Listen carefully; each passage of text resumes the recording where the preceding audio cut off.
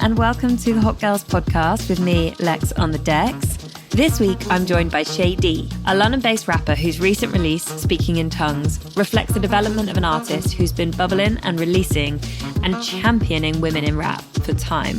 Shay started in the spoken word space, running her own poetry nights. She also founded and led the first all-female UK hip-hop tour and is a champion for underrepresented voices in all spaces. She's genuinely so lovely, but also so creative and a hustler in the best sense of the word.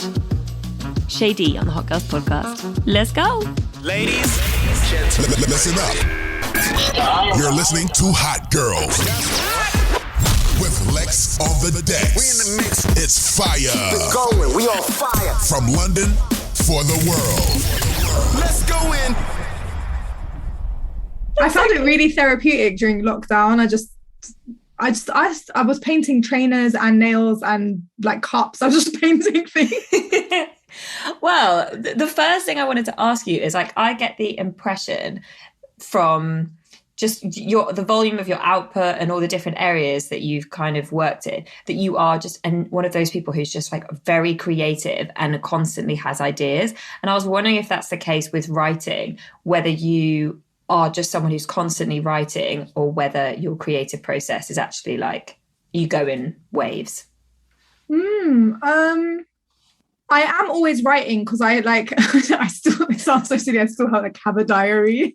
So yeah, I still like journal things. I'll write things down. I'll write bits of bars. Like, it's so interesting that you asked that because I kind of deep cleaned my room yesterday and I had boxes and boxes under my bed. And I read in this like feng shui book that you shouldn't have things under your bed. Like air should just flow through everything. Okay. So I was like, okay, I don't want to have all these boxes and stuff. So I started looking through literally all of yesterday. I was looking through, I have like filofaxes from like 2009. So I was looking of what I was doing on September 5th or whatever, 2009 and stuff. And I was like, oh my God, like I write a lot. There was about 7 boxes of just lyric books and diaries. So I do write a lot. But when I know I have to write for an album or like an EP or a project, it's really weird. It's like I go into this mode where it's almost like, you know, in school, you have to write an assignment for something or like an essay for something. It's a different type of writing that I do. And I actually don't prefer it. I like just writing bits and bobs of whatever rather than having to write for a project. If I'm doing an album and I've got like 5 grime, hype, kind of mad rap songs, I'll be like, oh, I need to mellow it down. So I need to write 3 mellow tunes now. And then it's almost like, you have a template to do, but it almost becomes a bit forced. But I do actually just prefer just writing because I have been since I'm little. I was raised an only child. So until I was like 12, and then my dad had loads of other kids with like other people. So when you were young, you were always like entertaining yourself, essentially. Literally, like I had imaginary friends. I used to like really think that my like toys and stuff would come to life when I left the room. So I would place them in certain places and run back in to see if they moved. Like you literally do really weird things as an only child, and you do make up stories and write. I just guess you're just entertaining yourself nonstop. Yeah.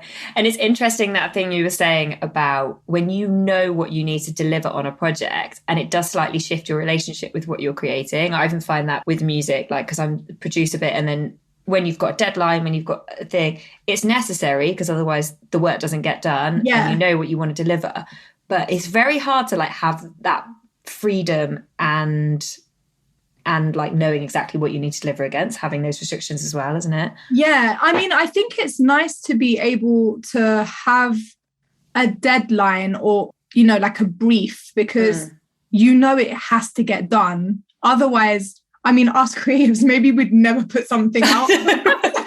We're just like, oh yeah, one more month. But I feel like when I first started doing music, that side of it, I think I feel like it was a bit more enjoyable. I'm not saying that I don't enjoy it now, but I think that kind of, you know, that freedom, like if, you know, now you have to answer to like a distributor or people have an expectation of you or something, and that kind of goes away. Whereas when I was banging out mixtapes and like burning my own songs on CDs to hand out in clubs, like no one cared. Who cares when I put something out? Like, so yeah, it's so interesting. Like. Yeah. I was going to ask you something else, but I actually just want to ask about that process of burning CDs and handing stuff out in clubs. Did you literally go up to DJs in the booth and say, "This is my record, play it"? Yeah, I was that proper sad person that would plug themselves. So again, yesterday when I was going through these boxes, I found all these CDs that was like Shady track 1, backing track 2. And I was like, oh my God, what are these songs? And then one of them was like my first ever official recording that I did. It was this guy I had met on the street in Finsbury Park who used to work in a butcher shop, and he just hollered at me when I was walking past. I stopped and we spoke, and he said he does music, and I said I do music, but I'd never gone to the studio before. And he said, oh yeah, like I'm in a crew, like I'm in a rap crew. Anyway, me and my friend ended up going to their studio in Barnet, and it was like the first time I ever laid a verse down. And they were called, I actually found the back of the CD, not the front, and they were called Flamin' Hot Crew. And at the time, I must have been going by Lady Shady because that's what it says on the CD. Lady Shady, as in Lady Shady or Shady? Like Lady, Lady Shady. And I was like, oh my God. And I couldn't find the CD. I only had the back of it. And I was proper trying to remember my bars. And I was like, this is so mental. But yeah, I just used to put my tracks on a CD. I used to use the printer at work to print stickers when no one was looking, that had like my MySpace and blah, blah, blah. And then, yeah, just literally used to go up to people and just give them out at like open mic nights and to DJs, and hoped someone would play something on pirate radio. But a lot of the time, that's kind of like my main core fan base initially had come from that. Like doing the groundwork and meeting people at open mics, whereas now everything's like proper social media. So it is, but I don't know if you find the same thing. I do find the relationships that I've met with people face to face, even on social media, like they're a different level of invested in you. Yeah. You know, like I feel like social media, because it's so much in the algorithm and stuff, that like people can be kind of into you and then you can drop off their feed or their radar or whatever, and like versus people who have actually seen you live, or they seem to be, in my experience, a little bit more dedicated or a bit more invested. Yeah, I think you're absolutely right. I think when people have met you or come to a show, they've kind of attached like an experience to you, so they feel like they kind of know you and they were there, they were part of your journey. Whereas, yeah, you're right. If you don't show up on someone's feed, they might forget about you until you pop up again. But all the live shows that I did, I'm so glad that I was able to build up at the time where, I mean, Facebook and stuff was still happening kind of thing. But I used to run an event for 3 years as well, which was like an open mic night. And people used to come every single month and I used to host. And I feel like if I hadn't done all those open mic events and run poetry events and rap events, like I wouldn't have built as much people to then come to my live show or come to my headline show if I had only relied on social media. Especially I'm someone who kind of like is on social media so much for like 2 weeks, and then I literally won't use it for like 2 weeks, I'll disappear. So it's really weird. I don't know if I would have been able to get dedicated listeners like if I just did social media. And I always think, I don't know if you ever think this, but let's just say, for example, just tomorrow Instagram shuts down and decides not to exist. What are people that only rely on it? Like, what would they do? Like, no one would know where to find you, where to go, how, like anything. Whereas I always try and at least build up a mailing list or use some other thing as a backup, because it's kind of scary that your whole career is based on something that could just go delete by someone else. I 100% agree. I think the exact same thing. Like Instagram, even your Instagram, it is not yours. It is Mark Zuckerberg and his universes. And it's like being a seller on eBay, like, but you could flip it and be on Depop or whatever. Like anything you do shouldn't be reliant on one channel, which is outside of your control. I completely agree. Yeah. So I wanted to ask, obviously, you've released an album this year, and not to talk too much about the pandemic, but how did you find that period of time affected your writing and your work? Do you feel like you were able to create more from it, maybe? Or what was the impact of it? It's so weird, because initially I was like, oh my God, my studio is closed down. What am I going to do? Because there's only one place that I feel comfortable to go and record. Okay, I've been literally recording with the same producer. His name's Gadget. I've been recording with him for like 9 years. Like my first ever recording was with him, apart from the Flaming Hot crew. But I was like, oh. Apart from them, I've literally been recording with him, and he's like a Croatian ex-rock star. He's got nothing to do with the hip-hop scene. So I've always been so comfortable around him. There's like no judgment. He's really experimental. And I've always recorded them. When I've gone to, there's sometimes been like really big producers who have like invited me to their studios and stuff. And I'm just a bit uncomfortable and scared to go, because I feel like I'm a bit shy, and I wouldn't be able to, like Dennis will be like, oh, sing this, do that, go high pitch. And I could be stupid. Whereas just a big producer that I'm excited to work with, I think I'd be a bit like, I can't just do anything here. Like I'd feel a bit like stush. So I'm supposed to be making an album, like, and the studio is closed down. Like, what do I do?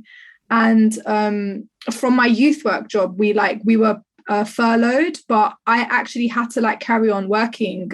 So then we ended up doing stuff on Zoom, because I couldn't just let the young people just like have no access to us. Yeah. But it gave me a bit of time, like working from home in that sense, where I was like, maybe it's time to just invest in some of my own equipment. So I ended up buying a home studio. I like got bits and bobs. I made Stay Positive socks. I had like my merch line. I sold all the socks and I bought the studio stuff from the money I made from the merch.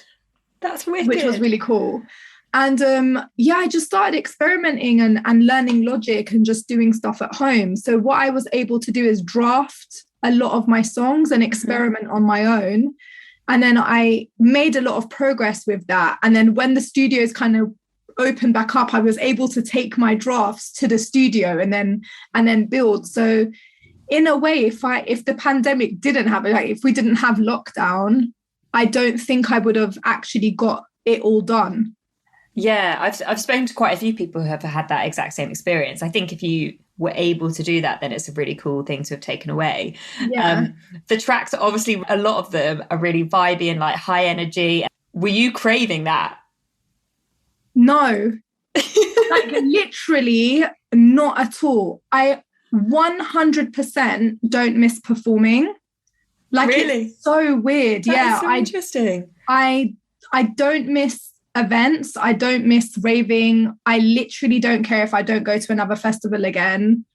It's so weird. Like, it's so weird saying it out loud like this as well. But I did not miss any of that. And I think I really like realized like how, because I've always thought I'm a bit of an extrovert. And I think I was like, okay, I think I'm actually not. And I just realized how much of an introvert I am. And I just really, love being at home and love being able to just not go out.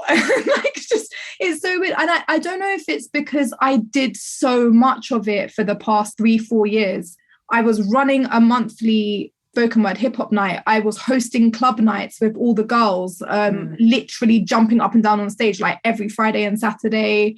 I had my headline show. Then I put 2 of the all-female hip hop tours on where we were like going from city to city, doing festivals, recording and doing youth work and doing radio. And I think I just was like, I'm really burnt out and really tired and run down. And actually doing all of these events and shows, they don't really like feed me like that. Like, I think I just got used to doing it. Yeah. Like, so now I feel like if I did an event, I would really want to do it. Like, it would be like an install for my vinyl stuff or a headline show or like a super big festival that I've like never done. Whereas before I would literally just do any gig. Not like any gig, but most of the time. Yeah, like most gigs would excite you and you'd be like, yeah, that's cool. Or kind of feel obliged as well to do it, because it's like, you're a rapper. Your job is to rap and perform. That's your job. So go and do your job. Otherwise, how can you be a performer or rapper? Like, you're not. Did you think you have a different mindset going into this? It's your third album. Yeah. How do you think your mindset's like changed over the albums that you've put out? That's such a good question. You can proper hear like the journey. Like my first album, A Figure of Speech, it's very personal. And it's like super about, it's like social commentary, like fully. It's about like what I care about, what's wrong with the world, like what we need to do to fix it. A bit preachy, in my opinion, but very personal as well. And then Human Rights, I feel like was a good balance. Like it had like the hype stuff. It had like deeper tracks. There was like features that were singing on it. So it like felt like a really good body of work. And I think the balance of like subjects was like good. And I took that from Human Rights into this album because I like having a balance, because I love grime, I love hip hop, I love UK rap, and I'd never sang on an album before. And I got to play with this album is more fun for me. I was like, I want to be honest. I want to do like, you know, like for example, Breakup Song is on it, which is like really personal. Rain on Me is really personal.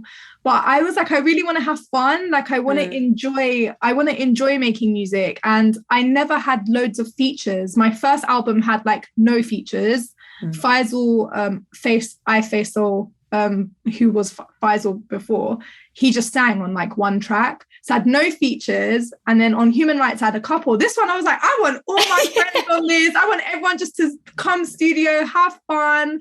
Like, let me just be my personality and different sides of it. And it ended up being a good body of work. It goes through a journey. It is very hype. And then it's like hype, like to show off that you can actually rap and have the technical side and all the syllables and that kind of flow stuff. Then it's like super fun and flirty and summery. And then it goes more introverted to finish, like, and goes more in. And I think that's kind of the sides of me that I experienced through lockdown, which I'm sure loads of people, I don't know how was you through lockdown? Did you become like more introverted, or did you kind of be like, I want to go and meet everyone? I think I am. I mean, I think loads of people think this, but I'm a proper like introvert and extrovert. I need time by myself. I need to I work on loads of stuff. I write as well. So I have to have that time by myself, but then I'll take too much of it. And then I'll plan loads of things and be like, I need to see people. I need to go out. Like, I need to party. Like, to make up for it. Yeah. So what's your star sign? A Gemini. Oh, so the twins. Okay. That makes so much sense. Yeah, I'm a proper Gemini. You're literally two people. I am. So the start of lockdown, I was like having the most zen time, kind of like you. I was really burnt out. Like life had just been really manic, and so did that, and then was like loving, and then hit a point where I was like, I just want to go out. Like I really want to see my friends. I miss my friends so much. Like I want to see my family. So yeah, but in terms of work and creativity, like I didn't suffer at all. I found I had more time to actually do stuff, and I did love that. So did you find after, like, when everything opened up, when you would go out, would you feel so tired like straight away? Because I was like, I'd go to one thing and I'd be like, how did we used to fit 4 more things into the day? I'm so tired. I have not worked out how, like the idea, you know how going out used to be like, okay, I'm going to this first, then I'm going to pop into this thing, and then I'm going to end up here. Now I'm like, how? How? You know, they say it takes like 12 weeks to develop habits or drop habits. And it's kind of like that. I feel like we just developed all like within that time, because it was a good solid 6 months of something, and we just all developed a whole new kind of personality. Like but I've been absolutely loving being out again. I've really been loving it. Like even going to festivals, going to like playing at clubs, and just having people around. I've been like, you're back in your zone. So back in the zone. Okay, I really wanted to ask you a slightly different topic, but obviously you mentioned it in the conversation, all-female hip-hop tours. first of all, before we kind of get onto the idea behind that, I was wondering how you think being a woman in a very male-dominated space and genre, what you think the main challenges or implications have been on that for you. I've been, it's so weird. I've been asked this question a lot, but not recently. And I feel like I have like a better perspective, like having some space from it now of the problems of being a girl, a woman in that space. And normally I would say like, it's, people's judgment of you, and thinking like most people always assumed I sang before I said I rapped, because girls don't normally. Yeah, they'd be like, she must be the hook girl. Yeah, exactly that. But do you know what? To be honest, the main challenge for me that I feel like as a female rapper will slow you down or whatever in a way is selling sex.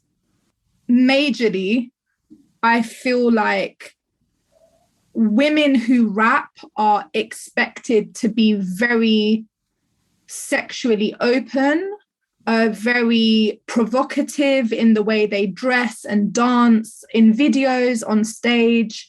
I feel like if your content isn't about your pussy and the man you can get, and you can take someone's man, and basically all of that aesthetic is basically the challenge.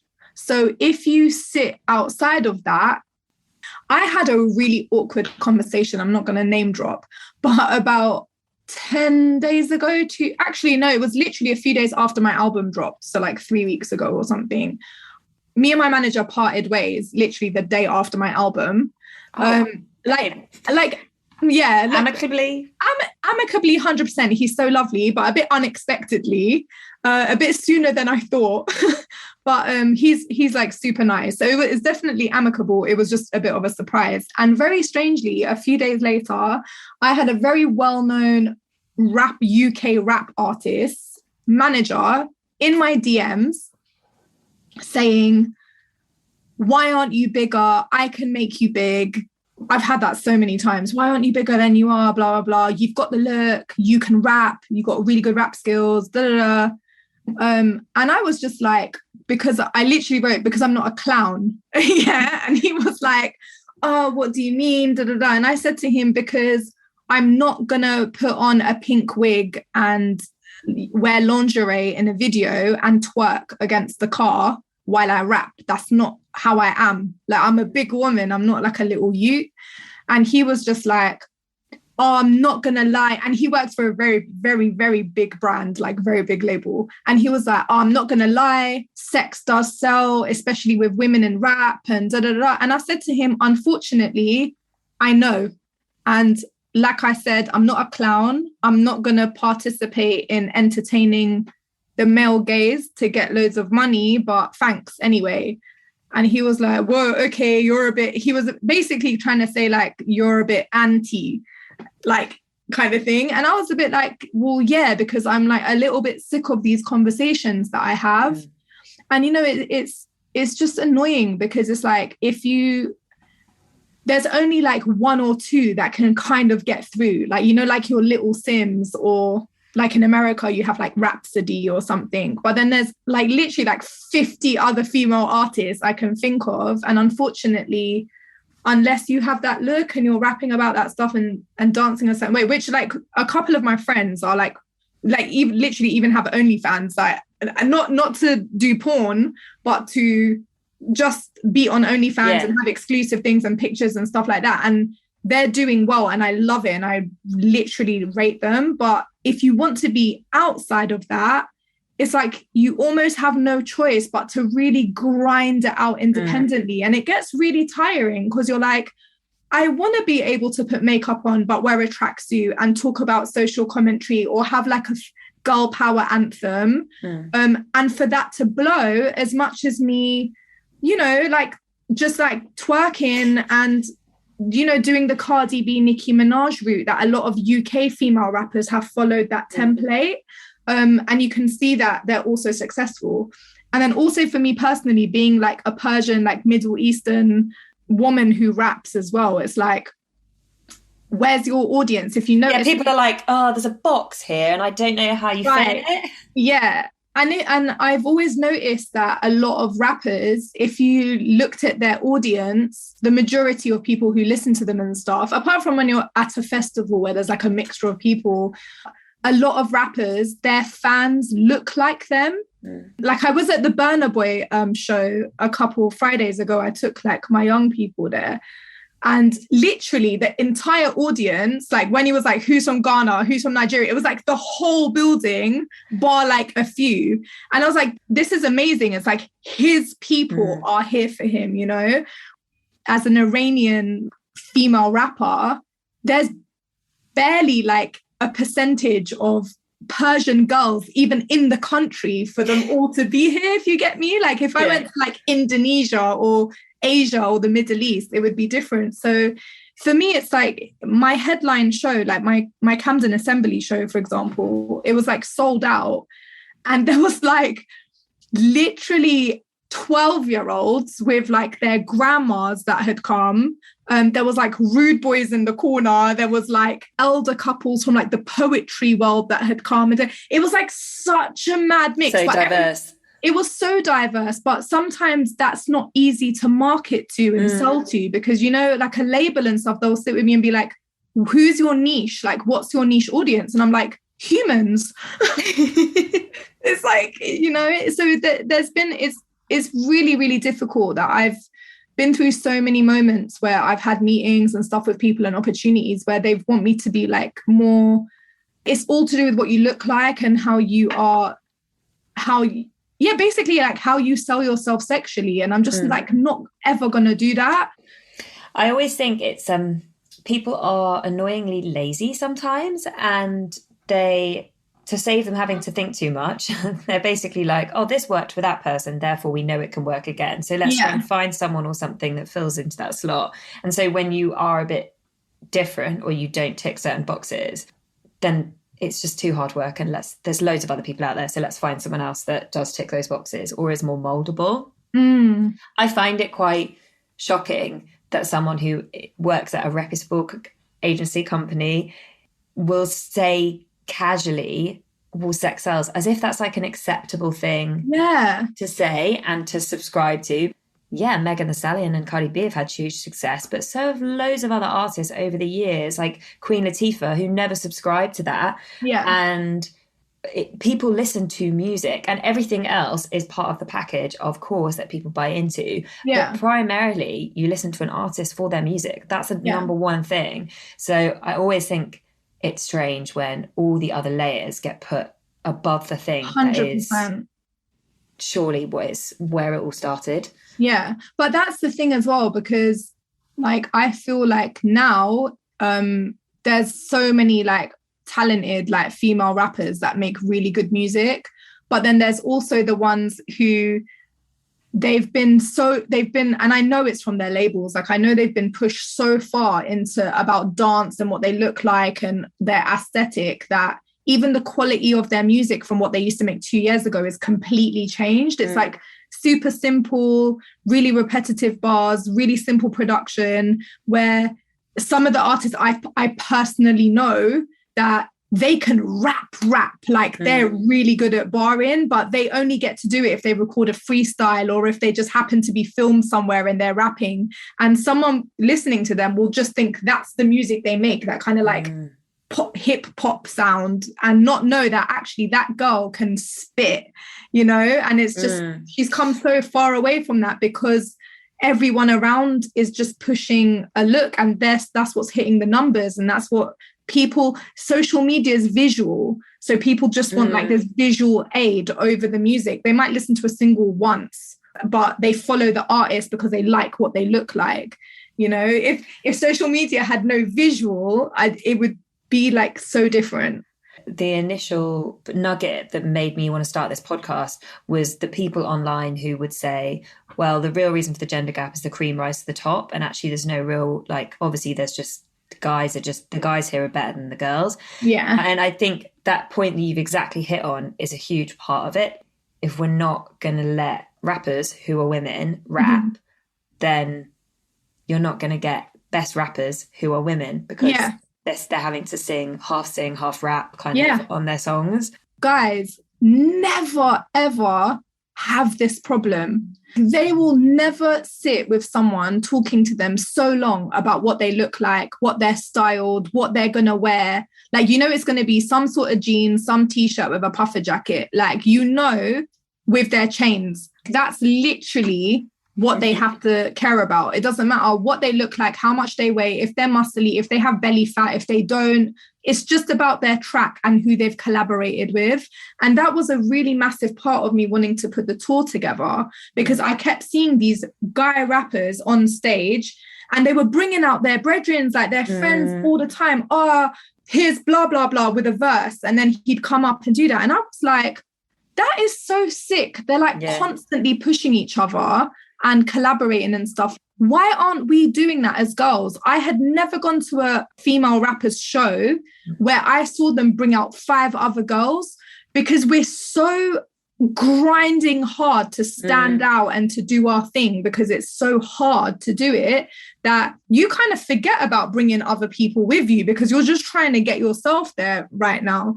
So I was like, why don't we do that? Why don't I come out on stage and bring out Tremendous and Bobby Johnson and Ellie and Angel? And why don't I do that in each city? Why don't we all help raise each other's profile? Because no one is seeing that from us. And it was so weird because all the feedback and comments like and stuff that would be underneath would always be from guys.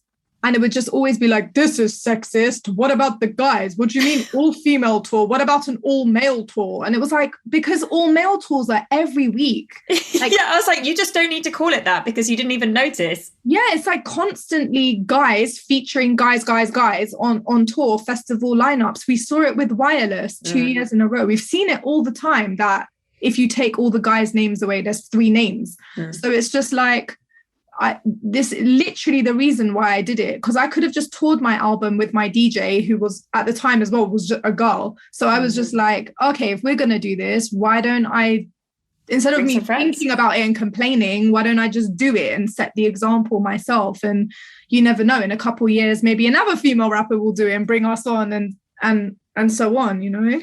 I did that. And I think from a lot of the other work that you've done, just being in music and being in poetry, and as you said, your own open mic night, has that all been part of forming and just a nice community? Because I think that like music is quite a tribal space. The industry can be quite, sometimes you just want to know who your people are. Yeah. And I imagine that doing those things and putting other people on has also allowed you to connect and build very genuine relationships with other artists. Oh yeah, 100%. Like, you know, it's like even having the tracks on the album with like Roxanne is on a track, and then another track has Lioness and Debo, and they were all part of the second tour. So we were all supposed to perform at the headline show, and because that didn't happen, I was like, oh, you know, like, why don't we do a track and this? And they were all so up for it, and it was really amazing.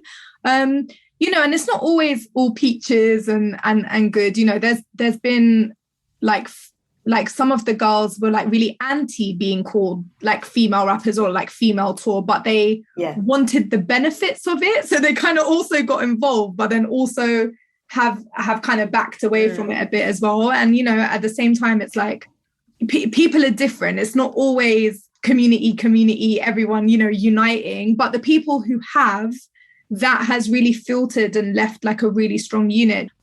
One of my best friends, MC Angel, who's an author, so she goes by Shauna. Her name is Shauna O'Brien. Okay.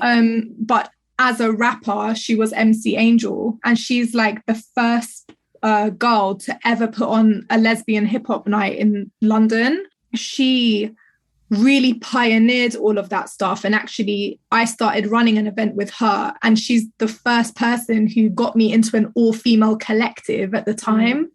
She had curated a show for Nick Knight's show studio and got me involved. And then she was like, I want us to be an all-female collective. And we did like a show at the Jazz Cafe.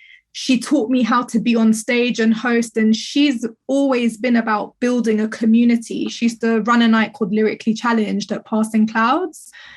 And I think if it wasn't for Shauna, I wouldn't have develop this mindset of like building everyone up together, because I feel like when we do build each other up, everybody wins like 100%. And I've seen it happen. So yeah, I think, and she came on tour, so she was the host on tour. She's an amazing poet, and her book is incredible. It's like her life story. But yeah, she really taught me the importance of, like you said, like music being a tribal space, and that we all should network and give each other opportunities and stuff. And that's kind of like how I've just naturally become now as well.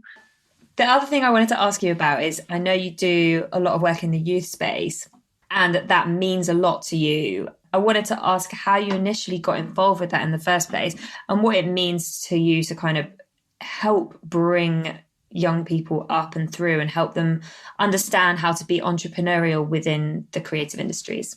I've just volunteered like 10 years ago. This like bus kept driving into our estate that had like studios in the back. Like they'd open the doors and like these decks would come out. Sick. I need one of them. It was so cool, man. And I just kept seeing them and I was like, what are they doing? Like, this is mad. Like, and I went and chat to them, and then they told me what they were doing. And at the time, like, there was a lot of boys around my area that were just getting stabbed, like, and getting into fights. It was when like knife violence really started becoming prominent. And I think it's just always been in my nature to try and fix everything and everyone around me. I've just kind of been that way. And I can see that even earlier when you were like, I thought this needed doing. So I was like, I should do it. Sometimes it's definitely like not a positive thing. It's like caused me issues. Like I'm like a really unusual empath, and it gives me like really bad anxiety. But yeah, like there was all this stuff happening and I just wanted to help fix it. I spoke to the youth company that had come through on the bus and started volunteering with them and picking up some skills. And then one of my friends at the time, I think she'd seen an opportunity to do a rap workshop with a charity. And I was like, what the hell is a rap workshop? Like, what? People actually teach someone else how to rap? Because I had only gone to like one project like that before when I was younger. And I was like, what? So I went to the interview and I got the job. And then through that job, I met like a whole nother range of like artists, educators and stuff that were doing things. And I was like, this is like a real job. This is so weird. So I was freelancing and just doing a lot of bits and bobs. And then I got a job at Breaking Convention, which is who I work for, as well as doing my own stuff. I just found that it was something I just have always done. It just came really natural to me. I really love it. And I had a really, really hard time, like at school and growing up. Like I was always off timetable, at risk. Like I was on exclusions and I didn't have the greatest time at school.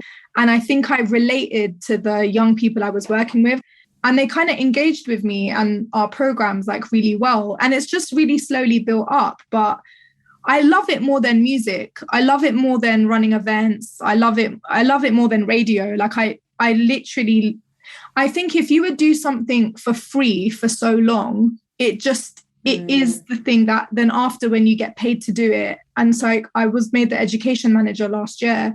And I feel like for me, that was one of the biggest things that ever happened, because I was like, right, this is something that I would actually do for free.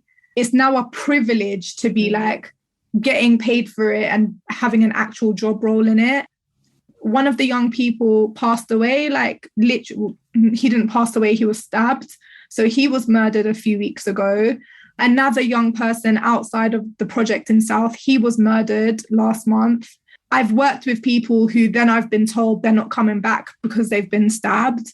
There's a part of you that it's almost like it's really hard to even process it, because you've still got all these other young people that you need to look out for and worry about. And all you're thinking is, oh my God, I need to pack more things in the program, or I need to volunteer more time. So I'm supposed to work 3 days a week, but I'm normally working like 5 or 6 days a week.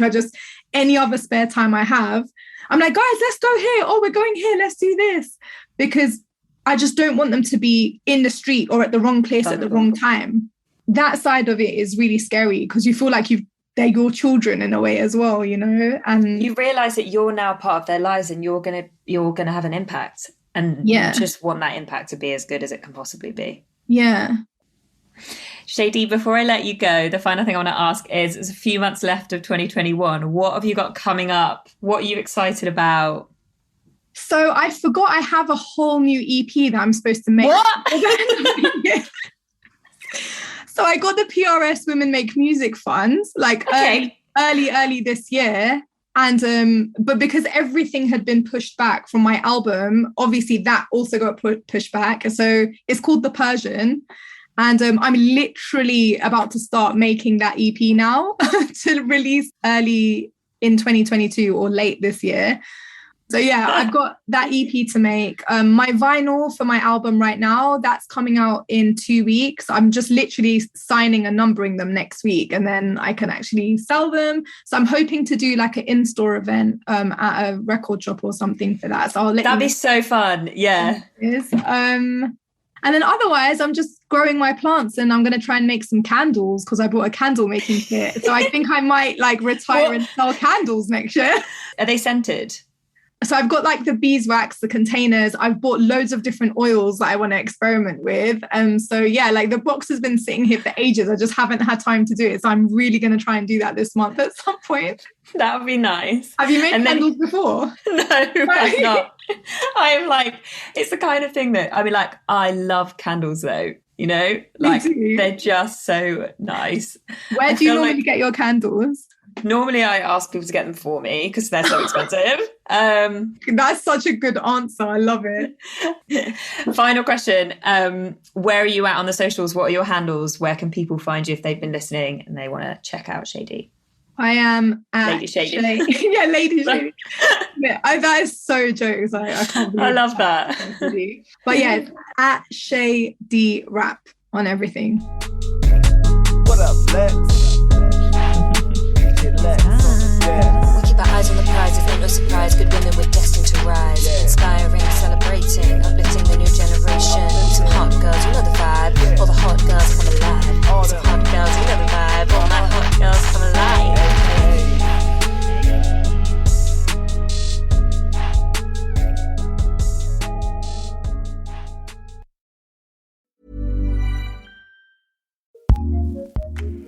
Acast powers the world's best podcasts.